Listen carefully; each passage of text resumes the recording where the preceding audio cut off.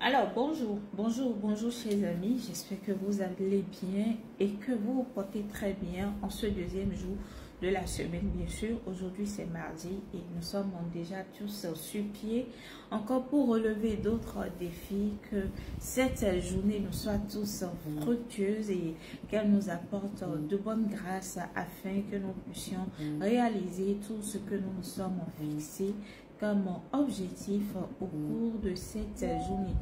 Alors, pour notre capsule de ce jour, de quoi parlons-nous aujourd'hui? Aujourd'hui, nous parlons bien sûr des douleurs pendant les rapports sexuels. Hier, j'ai énuméré ce phénomène-là parmi les difficultés, je dirais, pour une femme à concevoir qui souffre de l'endométriose, c'est-à-dire la femme qui souffre d'endométriose ou peut-être même d'une autre maladie chronique a du mal à tomber enceinte parce que simplement elle n'arrive pas à avoir des rapports sexuels puisque c'est un acte qui lui fait tellement mal. Pour elle, c'est simplement un calvaire. Alors, douleur pendant les rapports sexuels. Qu'est-ce qu'il faut retenir par rapport à ça? Je vous dirais tout simplement que les douleurs pendant les rapports sexuels ne sont pas normales. Donc, il est important de consulter votre gynécologue lorsque vous constatez que cela arrive, que ce soit pendant, que ce soit au commencement, que ce soit après, au cours de cet acte. Il est important de consulter votre gynécologue lorsque vous ressentez cette sensation désagréable. Moi, je l'appelle comme ça. Alors, les douleurs pendant les rapports sexuels. Déjà, dès le début de la pénétration avec une sensation de brûlure, si c'est comme ça, vous la ressentez, sachez juste que ce n'est pas normal et les causes possibles peuvent être l'inflammation de la vulve ou du vagin qui est nécessairement due à quelque chose, la mycose, la vaginose, l'herpès, la sécheresse vaginale. La sécheresse vaginale, c'est quelque chose dont souffrent plusieurs femmes, mis à part les infections et autres. La sécheresse vaginale, ça peut se traiter et autres. Donc, vous ne devez pas avoir honte et également avoir peur de parler à votre gynécologue ou de vous rapprocher d'un spécialiste pour pouvoir vous faire consulter. Alors, lorsque la douleur est plus profonde pendant, à la fin ou après les rapports sexuels, les causes possibles peuvent être l'endométriose. C'est pourquoi nous faisons chaque fois des capsules pour pouvoir vous orienter. L'endométriose, les fibromes, l'adénomyose, le syndrome de congestion pelvienne, c'est-à-dire la varice autour de l'utérus et des ovaires.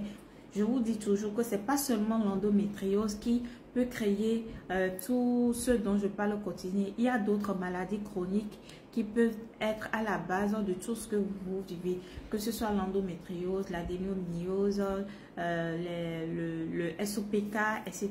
Il y a plusieurs. Et autre cause possible, ça peut être votre utérus qui est rétroversé, peut-être gênant dans certaines positions.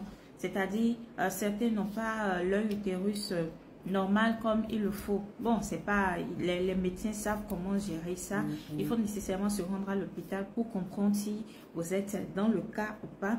Et également, nous avons les kystes de l'ovaire ou syndrome des ovaires polykystiques. C'est important. Lorsque vous avez des kystes de l'ovaire ou ce syndrome polykystique, vous pouvez ressentir des douleurs lorsque vous tenez des rapports sexuels avec votre partenaire et c'est vraiment désagréable, c'est difficile à vivre et il est important de consulter votre médecin gynécologue pour pouvoir suivre un traitement et vous faire accompagner pour pouvoir régler ou pallier à ce problème-là. Parce que ça, c'est aussi une source de problèmes dans nombreux... c'est aussi une source de problèmes dans nombreux couples aujourd'hui. Alors, autre cause possible, nous avons également le vaginisme. Vous vous posez sûrement la question de savoir ce que c'est, ce que ça veut dire, simplement oui. Je vais essayer de vous expliquer ça. Alors, il s'agit en fait de contraction réflexe des muscles de l'entrée du vagin. Et dans ce cas, la pénétration est carrément impossible. C'est-à-dire, il y a une certaine contraction au niveau des muscles du vagin. Ce qui devait être plus facile à faire, c'est tellement difficile. C'est plus qu'un calvaire en fait. C'est vraiment insupportable. Et l'autre chose aussi, pour ça, je vous demanderai simplement de ne pas avoir honte, de chercher à avoir un spécialiste. Parce que généralement, nous les femmes, nous avons appris à supporter un certain nombre de choses. Et tout en ayant peur à chaque fois de la réaction de l'entourage, de la société, de la stigmatisation, de tout ce qu'on pourrait dire sur nous et autres, nous n'arrivons pas à nous exprimer. Nous n'arrivons pas à dire concrètement ce qui nous arrive. Nous n'avons pas envie de dire au quotidien que nous souffrons et autres, ce qui n'est pas bien. Il est temps de briser le tabou. La femme ne doit pas souffrir dans son corps. Alors, lorsque vous ressentez tout cela, il est important de vous rapprocher d'un spécialiste pour pouvoir vous faire consulter et bénéficier des soins qu'il faut. Ou si vous voyez que vous n'avez pas la possibilité, si vous ne connaissez pas un spécialiste qui peut vous aider, alors retournez-vous simplement vers l'ONG Endo Espoir qui pourra vous orienter, qui pourra vous aider à rencontrer un spécialiste qui pourra vous prendre en charge et qui vous permettra de savoir concrètement ce dont vous souffrez et ce qui vous arrive. Alors, la bonne nouvelle dans tout ceci, il existe des traitements qui peuvent vous aider.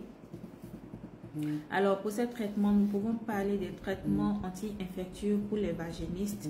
Il y a des traitements qui existent qui peuvent vous aider à régler ce problème-là lorsque il s'agit de la vaginiste. Et la chirurgie pour l'endométriose profonde, la chirurgie, on en avait parlé hier, la chirurgie pour l'endométriose profonde, la chirurgie quand il s'agit de fibrose, la chirurgie quand il s'agit de kystes ovarien, et la kinésithérapie et la psychologie pour également le vaginisme. Ça peut aider aussi, les kinés savent comment le faire. Il y a la rééducation dans ce domaine-là aussi. Les kinés savent comment le faire, ils savent comment vous accompagner pour vous permettre de surpasser cette peur, de surpasser cette période vraiment difficile de votre vie. Et l'autre chose aussi, nous avons aussi l'embolisation des veines. Voilà, le syndrome de congestion pelvienne. Alors voilà un peu de quoi je voulais vous parler aujourd'hui dans notre capsule du jour. Il s'agit de la douleur pendant les règles. C'est anormal, c'est pas normal.